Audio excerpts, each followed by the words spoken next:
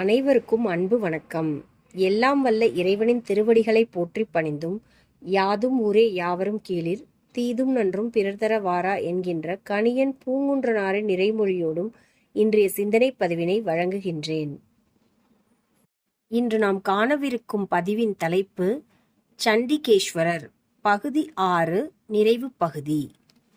சீரிய சிவயோகியாக திகழும் விஷார சர்மரால் எரியப்பட்ட மரக்கோல் சிவபெருமானின் கையில் இருக்கும் மழுவாக மாறி யட்சதத்தனின் 2 கால்களையும் துண்டு துண்டு ஆக்கியது.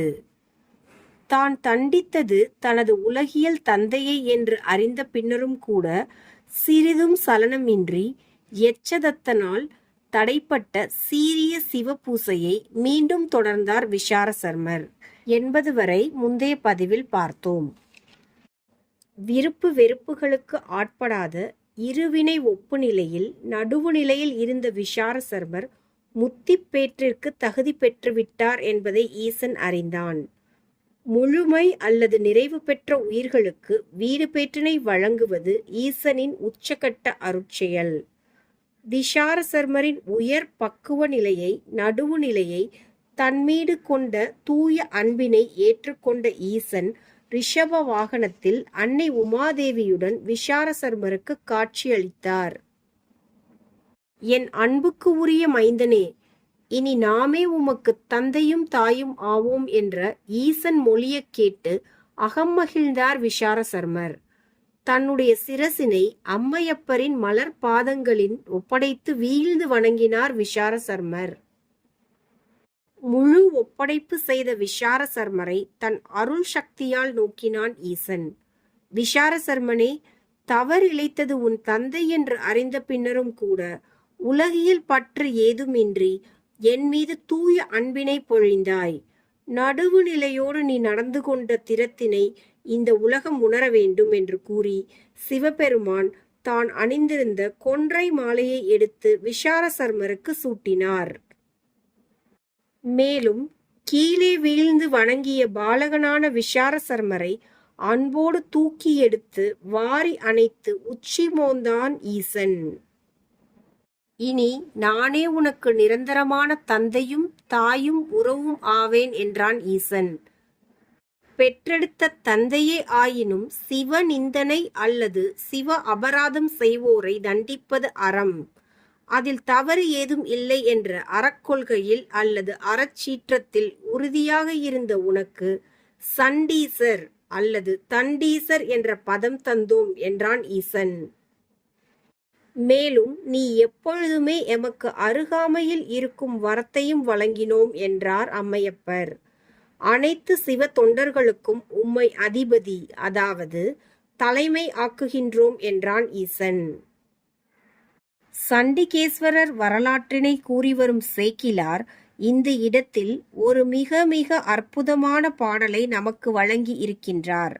இந்த பாடலை அம்மையப்பர் விஷார சர்மரை நோக்கி கூறுவதாக சேக்கிலார் அமைத்து தந்திருக்கின்றார். அந்த அற்புதமான பாடலின் பொருளை புரிந்து கொண்டீர்கள் என்றால் சண்டீசரின் பெருமைகளை நன்கு உணர்வீர்கள். சைவ அன்பர்கள் அனைவரும் இந்த ஒரு பாடலையாவது மனனம் செய்து வைத்திருப்பது சிறப்பு என்று கருதுகின்றேன். அந்த சிறப்பான பாடலை தற்போது பார்ப்போம்.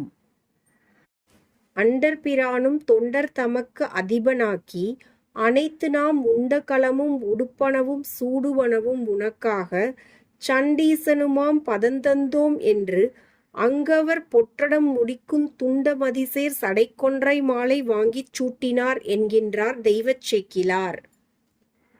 இந்த பாடலின் பொருளை மிகவும் சுருக்கமாக கூறுகின்றேன். அனைத்திற்கும் மூலமாய் இருக்கின்ற அண்டர் பிரானாகிய சிவபெருமான் விஷார சர்மரை சிவ தொண்டர்களுக்கு அதிபனாக்கினார். அதன் பிறகு ஈசன் கூறும் கூற்றுதான் மிகவும் கூர்ந்து நோக்க வேண்டிய கூற்று. நீ என்மேல் கொண்ட நிபந்தனையற்ற தூய அன்பின் காரணமாக தொண்டர்கள் எனக்கு அர்ப்பணிக்கின்ற நைவேத்தியங்கள், அணிவிக்கின்ற ஆடை அணிகலன்கள், சூட்டுகின்ற மலர் மாலைகள் முதலியன அனைத்தும் இனி உனக்குரியனவாகட்டும் என்றான் ஈசன். மேலும் உன்னை சண்டீசர் அல்லது தண்டீசர் என்ற பதவியில் அமர்த்தி அழகு பார்க்கின்றோம் என்றார் அம்மையப்பர். பதவி பிரமாணத்திற்கு அடையாளமாக நாம் விரும்பி அணிந்திருக்கும் இந்த கொன்றை மாலையினை உனக்கு மணிமகுடமாக, அதாவது அடையாள மாலையாக சூட்டி மகிழ்கின்றோம் என்றார் அம்மையப்பர். இதுதான் முன்னர் கூறப்பட்ட சிறப்பான செய்யுளுக்கு உரிய எளிய விளக்கம். விசாரசர்மா, இனி நீ இந்த சண்டீசர் பதவியில் இருந்து கொண்டு சிவபூசை செய்யும் தொண்டர்களின் பொருத்தமான வேண்டுதல்களை மற்றும் கோரிக்கைகளை ஏற்று நம் சார்பாக தொண்டர்களுக்கு அருள் செய்வாய் என்று பணித்தார் பணித்த சடையனான ஈசன். மேலும் நீ இருவினை ஒப்பு என்ற நிலையை எட்டி நடுவுநிலையில் நின்று முழுமை பெற்று விட்டபடியால் மீண்டும் பிறவா நிலையான வீடு பேற்றினையும் உமக்கு வழங்கினோம் என்றார் அம்மையப்பர். அம்மையப்பரின் இந்த அருள்மொழி ஆணைக்கு பிறகுதான் இயற்பெயரான விசாரசர்மர் என்ற பெயர் மறைந்து சண்டீசர் அல்லது தண்டீசர் என்ற பெயர் நிலை பெற்றது. எனவே சண்டீசர் அல்லது தண்டீசர் என்பது விசாரசர்மருக்கு ஈசன் தந்த பதவி பெயர் என்று தெரிந்து கொள்ளுங்கள். 63 நாயன்மார்களில் ஒருவராக வருகின்ற நம் விசாரசர்மரைத்தான் நாம் இன்று சண்டேசுவர நாயனார் அல்லது சண்டிகேஸ்வரர் என்று கூறி கொண்டாடி வருகின்றோம். முந்தைய பல பிறவிகளில் ஈட்டிய சிவ புண்ணியங்களாலும் தவப்பயனாலும் ஈசன்பால் கொண்ட நோக்கமற்ற அன்பினாலும் சாதாரண மறைச்சிறுவன் நிலையில் இருந்த விசாரசர்மர் சண்டீசராக அல்லது தண்டீசராக உயர்ந்திருக்கின்றார் என்பதை நாம் அனைவரும் எண்ணி பார்க்க வேண்டும். துணை சிறப்புக்கும் பெருமைக்கும் உரிய சண்டீசரைத்தான் நாம் உருவத் திருமேனியாக சமைத்து கருவறையின் சுற்று பிரகாரத்தில் கோமுகத்திற்கு அருகில் பிரதிஷ்டை செய்து சண்டிகேஸ்வரர் சந்நிதி என்று பெயர் சூட்டி வழிபட்டு வருகின்றோம். நாம் ஈசனிடம் வைக்கின்ற அனைத்து வேண்டுதல்களும் கோரிக்கைகளும் படைக்கின்றவைகளும் சண்டிகேஸ்வரரிடம் சென்று சேர்கின்றன.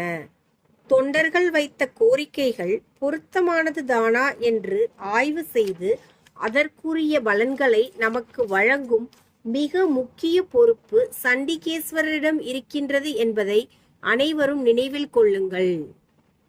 சண்டிகேஸ்வரரை வழிபடாமல் சிவன் ஆலய வழிபாடு முற்று பெறுவதில்லை என்பதையும் நன்கு புரிந்து கொண்டு சண்டிகேஸ்வரர் சன்னதிக்கு சென்று வழிபட்டு பூசையினை நிறைவு செய்யுங்கள் என்று அன்புடன் கேட்டுக்கொள்கின்றேன். வழங்கப்பட்ட தொடர் பதிவுகள் வாயிலாக சண்டிகேஸ்வரர் சந்நிதி சிவாலயங்களில் ஏன் இருக்கின்றது என்பதற்கான காரணங்களை அறிந்து கொண்டீர்கள் என்று கருதுகின்றேன். சாதாரண மறைச்சிறுவனான விசாரசர்மர் சண்டேசுவர நாயனார் என்ற நிலைக்கு உயர என்ன காரணம்? முழுமையான உண்மை ஒப்படைப்பு என்ற ஒன்றே ஒன்றுதான் முழுமுதற் காரணம். பயன் நோக்கங்கள் அற்ற தூய அன்புடன் விருப்பத்துடன் சிவபூசை செய்வது மட்டுமே என் பணி. அந்த பணிக்கு எவரேனும் இடையூறு செய்தால் அறத்தின் வழி நின்று தண்டிப்பேன் என்ற கொள்கையில் உறுதியாக இருந்தது இரண்டாம் காரணம். நம் மரபில் தோன்றிய 63 நாயன்மார்கள் அனைவரிடத்திலும் இம்மாதிரியான கொள்கை பிடிப்பு இருந்தது. ஈசன் பால் கொள்ளும் அன்புதான் உண்மை ஞானம் என்பதை நன்கு உணர்ந்தவர்கள் நம் நாயன்மார்கள். சிவன் ஆலயங்களில் கருவறை சுற்று பிரகாரத்தில் கோமுகத்திற்கு அருகில் பிரதிஷ்டை செய்யப்பட்டு இருக்கும் சண்டிகேஸ்வரர் சதா காலமும் சிவ சிந்தனையில் சிவயோகத்தில் சிவபூசை செய்து கொண்டிருக்கின்றார் என்று நாம் புரிந்து கொண்டு விட்டால் சந்நிதி முன்னே நின்று சப்தம் எழுப்பி இடையூறு செய்ய மாட்டோம்.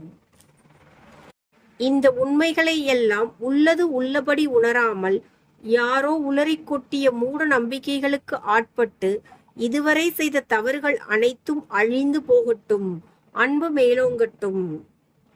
இனி வரும் காலங்களிலாவது சண்டிகேஸ்வரரின் உண்மை நிலையை புரிந்து உணர்ந்து வணங்குங்கள், வழிபடுங்கள் என்று கேட்டுக்கொள்கின்றேன். சண்டிகேஸ்வரர் குறித்த உண்மை செய்திகளை செவிமெடுத்த பிறகும் நீங்கள் நெறி தவறினால் நீங்களும் எச்சதத்தனை போல சிவநிந்தனை செய்தவர்கள் ஆவீர்கள் என்பதை நினைவில் கொள்ளுங்கள். கடந்த 6 பதிவுகள் வாயிலாக சண்டேசுவர நாயனாரின் வாழ்க்கை வரலாற்று நிகழ்வுகளை தொகுத்து வழங்கி இருக்கின்றேன். பதிவுகளை செவிமடுத்த அன்பர்களுக்கு சில ஐயங்கள் எழ வாய்ப்பு உண்டு. அந்த ஐயங்களை தெளிவுபடுத்த வேண்டிய பொறுப்பும் கடமையும் எனக்கு உண்டு என்பதால் எதிர்வரும் அடுத்த பதிவில் சண்டேசுவர நாயனார் வரலாற்று நிகழ்வுகள் குறித்த ஐயங்களுக்கு விடையளிக்கின்றேன். சண்டேசுவர நாயனாரின் வாழ்க்கை வரலாற்று நிகழ்வுகளை தெய்வச் சேக்கிழாரின் பெரிய புராணத்தின் அடிப்படையில் வழங்கியிருக்கின்றேன். பதிவுகளை சுவாரஸ்யமாக நகர்த்த விரும்பி ஆங்காங்கு என்னுடைய கற்பனை கருத்துக்களையும் இணைத்து கூறியுள்ளேன். எனவே என்னுடைய இந்த தொடர் பதிவுகளில் உள்ள சில சம்பவங்கள் அல்லது விளக்கங்கள் பெரிய புராணத்தில் குறிப்பிடப்பட்டு இருக்காது என்றும் கூறிக்கொள்கின்றேன். மெய்யியல் அல்லது இறையியல் கருத்துக்களை சுவாரஸ்யமான கதை வடிவில் கற்பனைகளுடன் அமைத்தால்தான் மக்களிடம் எளிதில் சென்றடையும் என்பதால் இந்த அணுகுமுறையை பின்பற்றி இருக்கின்றேன்.